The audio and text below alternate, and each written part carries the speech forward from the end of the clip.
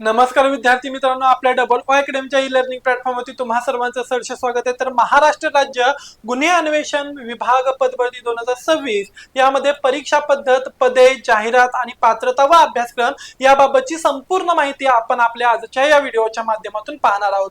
चला तर मग बघा काय सांगितलं जातं, काय असणार आहे तर महाराष्ट्र राज्य गुन्हे अन्वेषण विभाग पदभरती म्हणजे सीआयडी पदभरती 2026 तत्पूर्वी आपल्या डबल ओ अकॅडमीच्या ई लर्निंग प्लॅटफॉर्मवरती खास स्वतंत्र दिनानिमित्त खास ऑफर सुरू असणार आहे। यामध्ये कोणतीही बॅच तुम्ही फक्त आणि फक्त 999 रुपयांमध्ये परचेस करू शकताय, ज्याची व्हॅलिडिटी या ठिकाणी 1 वर्षाची असणार आहे। यामध्ये बघा पशुसंवर्धन, अंगणवाडी सुपरवायझर, टीईटी, टेट, तलाठी पदभरती, फार्मासिस्ट, महिला व बाल विकास असेल, एएनएम, जीएनएम, वन संरक्षक, टीईटी, टेट, जलसंधारण, एफडीए, तलाठी असेल, एलएसओ, सीडीपीओ, एसआय, एमपीडब्ल्यू, पशुसंवर्धन अशा ह्या सगळ्या बॅचेसचा समावेश असणार। यापैकी कोणतीही बॅच तुम्ही 1 वर्षाकरता फक्त आणि फक्त 999 रुपयांमध्ये परचेस करू शकताय। या ठिकाणी आपण लाईव्ह प्लस रेकॉर्डेड स्वरूपामध्ये लेक्चर्स अवेलेबल करून देतो, जे की तुम्ही लोक डाउनलोड करू शकताय आणि मल्टिपल टाइम किती वेळा पाहू शकताय। तज्ञ आणि अनुभवी शिक्षक वृंद तुम्हाला या ठिकाणी मार्गदर्शनासाठी असणार आहे।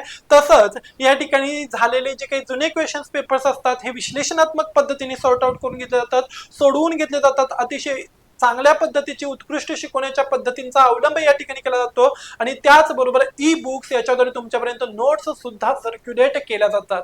जर का तुम्ही इंटरेस्टेड असाल तर आत्ताच लगेचच स्क्रीनवरती दिलेल्या नंबरवरती कॉल करा आणि कोणतीही बॅच या ठिकाणी तुम्ही काय करू शकताय, परचेस करू शकताय। राज्य गुन्हे अन्वेषण विभाग यामध्ये बघा सीआयडी विभाग पुणे अंतर्गत विविध पदांची भरती प्रक्रिया या ठिकाणी राबवली जाते, ज्यामध्ये हस्तलिखित तज्ञ व गट क यांच्या रिक्त पदांचा समावेश असणार आहे। विभाग राज्य गुन्हे अन्वेषण विभाग सीआयडी महाराष्ट्र राज्य पुणे, पदसंख्या साधारणपणे 16। ओके, अर्ज पद्धती ऑनलाईन पद्धतीने अर्ज आपण स्वीकारू शकतो या ठिकाणी, ओके, किंवा करू शकतोय। पात्रता पदवीधर व पदानुसार आवश्यक असणारे तांत्रिक शिक्षण किंवा अनुभव। महत्वाच्या तारखा बघा, अर्ज भरण्यास सुरुवात तारीख असणार आहे 12 ऑगस्ट 2026 आणि अर्ज करण्याची अंतिम तारीख 10 सप्टेंबर ही असणार आहे।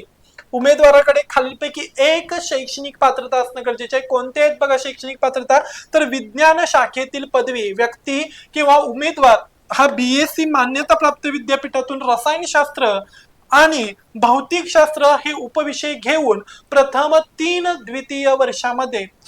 किंवा द्वितीय श्रेणीत येणं गरजेचं आहे, किंवा त्याचा फॉरेन्सिक सायन्स पदवी ही बीएससी फॉरेन्सिक सायन्स याबाबतचा कोर्स झालेला असावा, त्याची पदवी पूर्ण असावी। संगणक प्रमाणपत्र महाराष्ट्र शासनाच्या माहिती तंत्रज्ञान सरसंचालनालयाद्वारे विहित केलेले संगणक हाताळणीचे प्रमाणपत्र एमएससीआयटी असणे अनिवार्य असणार आहे। ओके, भाषा ज्ञान मराठी आणि हिंदी भाषेचे उत्तम ज्ञान आवश्यक आहे। वयोमर्यादा भरती प्रक्रियेसाठी प्रवर्गानुसार वयोमर्यादा खालील प्रमाणे निश्चित। खुला प्रवर्ग याच्यामध्ये 18 ते 38 वर्ष, त्याचबरोबर मागासवर्गीयांना इतर नियमित पद्धतीने 5 वर्षांची सवलत देण्यात आलेली असणार आहे आणि अंशकालीन उमेदवार कमाल वयोमर्यादा 55 वर्ष आणि माजी सैनिकांना त्यांची काय असणार बघा, तर सेवेचा कालावधी अधिक 3 वर्ष इतकी सूट यामध्ये देण्यात आलेली आहे।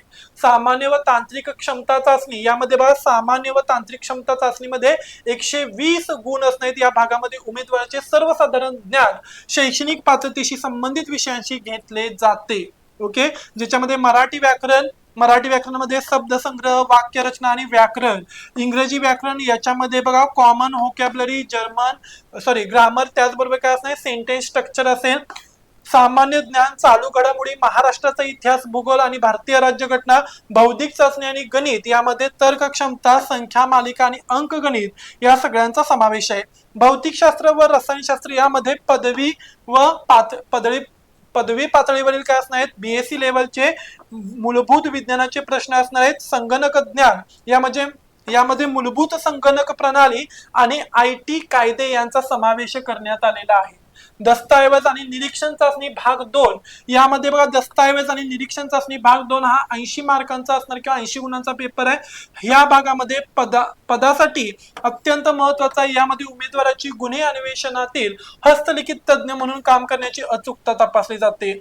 निरीक्षण क्षमता यामध्ये बघा दोन वेगवेगळ्या कागदपत्रांमधील किंवा अक्षरांमधील सूक्ष्म फरक ओळखणे, हस्तलेखन आणि स्वाक्षरी तुलना, बनावट स्वाक्षरी आणि अस्सल स्वाक्षरी यांमधील तार्किक फरक ओळखणे, विश्लेषणात्मक तर्क अनालिटिकल रिझनिंग याच्यामध्ये दस्तऐवजांच्या तपासणीची संबंधित तार्किक प्रश्न विचारले जाऊ शकतात. एकूण गुण आणि वेळ याच्यामध्ये बघा एकूण प्रश्न किती असणार 100 ते 200. जाहिरातीमधील बदलानुसार या ठिकाणी ते प्रश्न कमी अधिक असू शकतात.